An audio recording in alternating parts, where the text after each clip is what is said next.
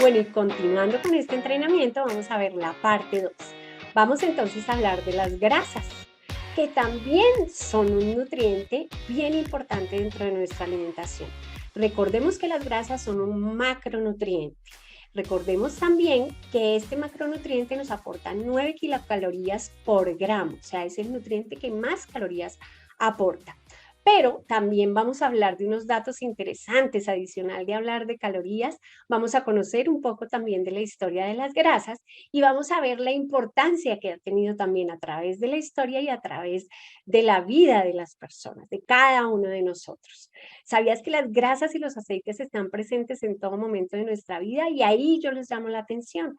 Están presentes en jabones, en aceites, en la alimentación, en muchas de las sustancias que utilizamos en nuestra casa, en nuestro carro, bueno, en cualquier parte están presentes las grasas. Entonces es darle esa importancia que tiene, no solamente en la alimentación, por supuesto, hoy vamos a hablar de la importancia que tienen en la alimentación, pero es entender que las grasas forman parte y están presentes en cada uno de nuestros días. Veamos estos otros datos.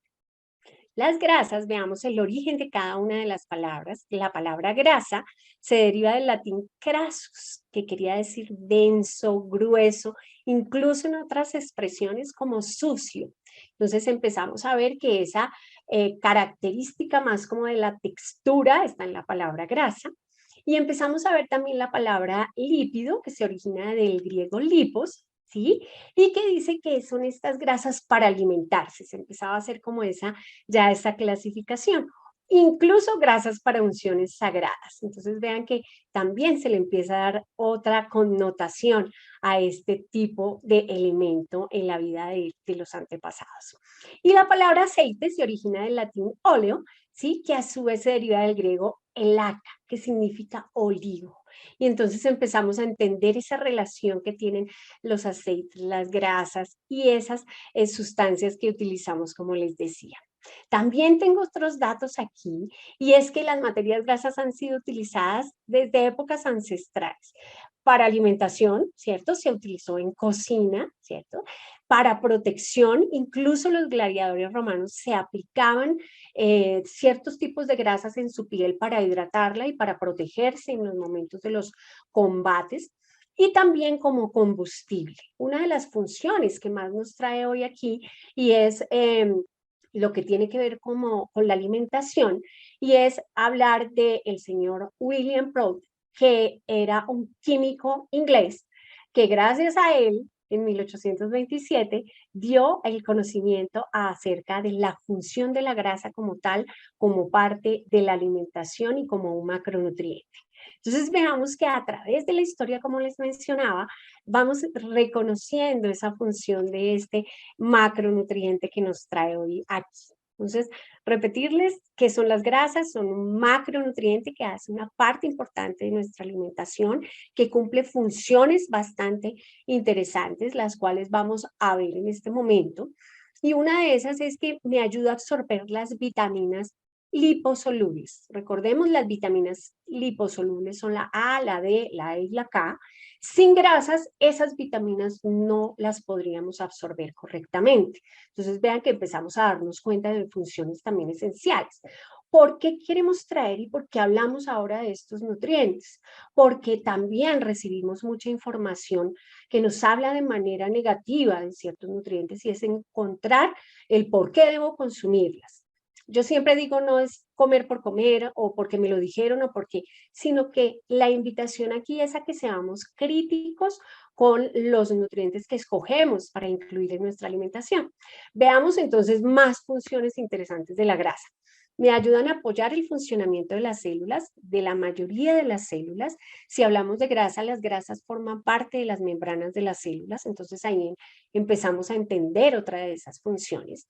Y además apoyan el correcto funcionamiento del cerebro y de los nervios. Entonces, hacen parte de ese trabajo correcto del sistema nervioso. Entonces, cuando hablamos de eso, decimos, oiga, entonces mi cerebro, mis nervios, unas partes que son tan importantes en mi cuerpo necesitan alimentarse de grasas. ¿Qué es lo que tengo que también saber? dónde encuentro las grasas y cuáles son esas clasificaciones de las grasas para poder seleccionarlas de la mejor manera. Entonces, veamos, encontramos grasas en todo lo que son pescados, aceites vegetales, ¿cierto? Encontramos grasas en todas las carnes, en todo lo que son las partes, valga la redundancia, grasas de estos alimentos, lo que denominamos el gordito, los cueritos, todo eso contienen grasas.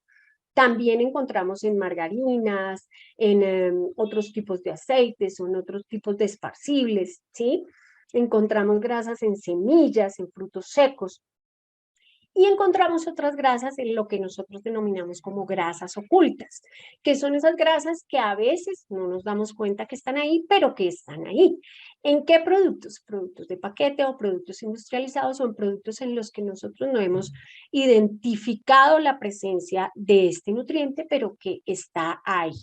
Por eso, siempre la invitación a que revisemos el contenido de los alimentos que estamos consumiendo para poder controlar el exceso de un nutriente y que definitivamente se puedan cumplir las funciones que el cuerpo necesita.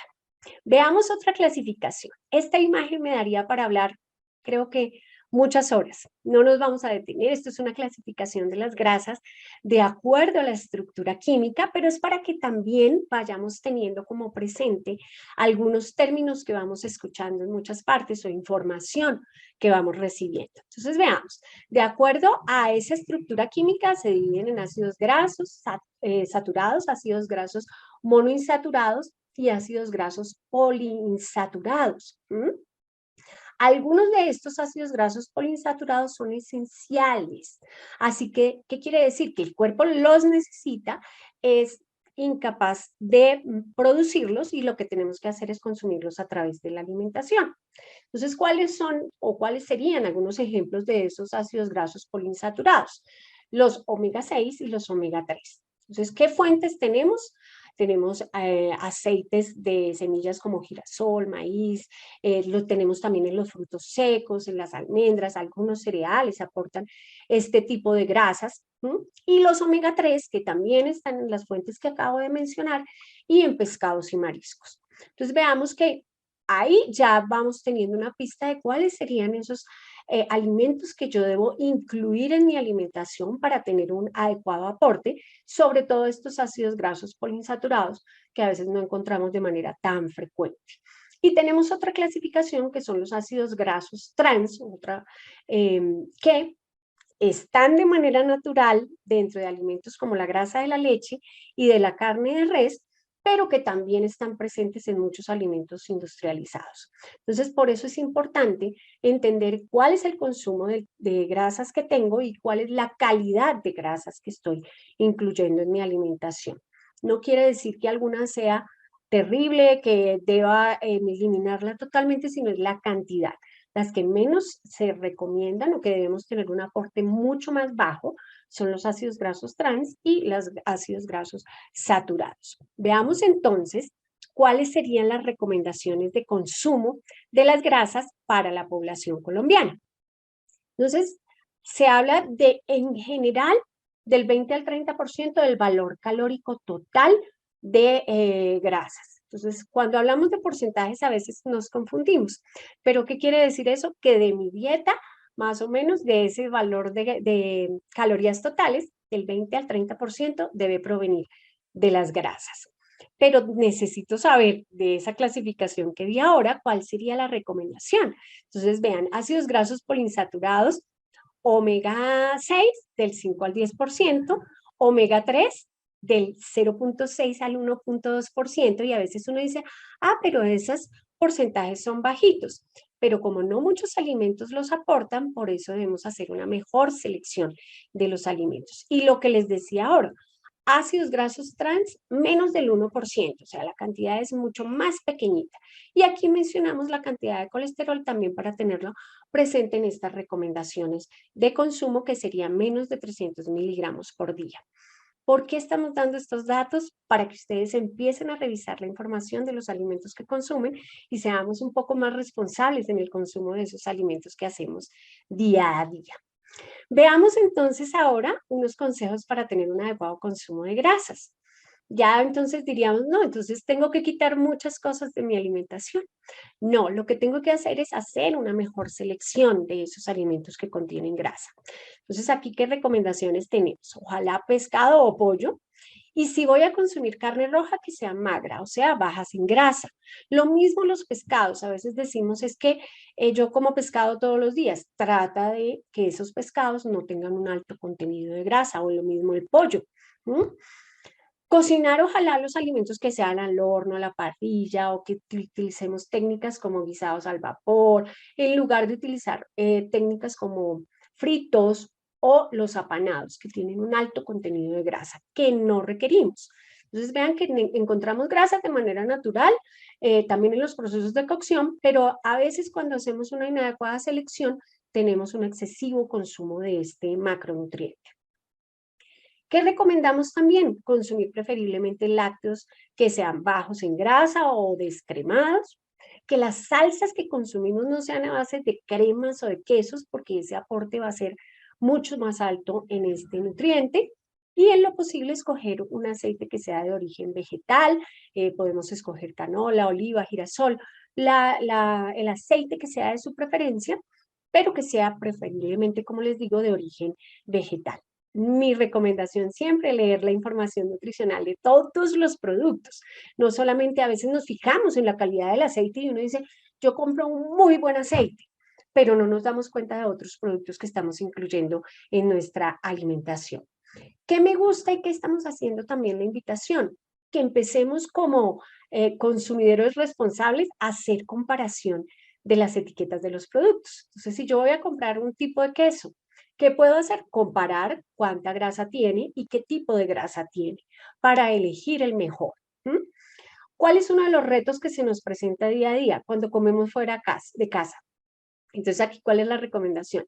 Ver también qué tipo de preparación voy a escoger y si vamos a pedir aderezos o salsas, que los pidamos por separado para poder hacer un control de esa porción mucho mejor. ¿Mm? Y también tratar de cocinar con hierbas, especias, jugo de limón para evitar el consumo excesivo de grasa. ¿Qué pasa? Aquí sí les doy un secreto. Yo creo que todos lo sabemos, pero una de las mejores o mayores ventajas de la grasa es que le da sabor a la comida. Y ahí es donde caemos en la tentación, porque por eso consumimos exceso de grasa. Entonces, la idea es que tratemos de utilizar, como les digo, hierbas, especias u otros aderezos de manera natural para bajar el consumo de esa grasa. En esta imagen verán algunos ejemplos de nuestros productos que aportan grasas. Recuerden, como lo vimos a lo largo de la presentación, estos nutrientes en cantidades adecuadas dentro de una alimentación balanceada son necesarios para el funcionamiento del organismo. Entonces, es ver cuáles son los otros beneficios que tiene el producto, ver, por supuesto, cuál es la cantidad de grasa que tiene, pero compararlo y saber qué cantidad de grasa estoy consumiendo en el día para determinar cuántas porciones voy a incluir en el día.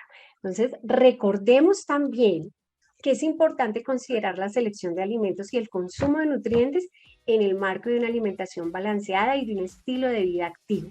Recuerden que no solo es alimentación, no solo es un nutriente, sino que es en el marco de alimentación y estilo de vida activo. Entonces, tengamos súper presente esto en la selección responsable de nuestros alimentos del día a día.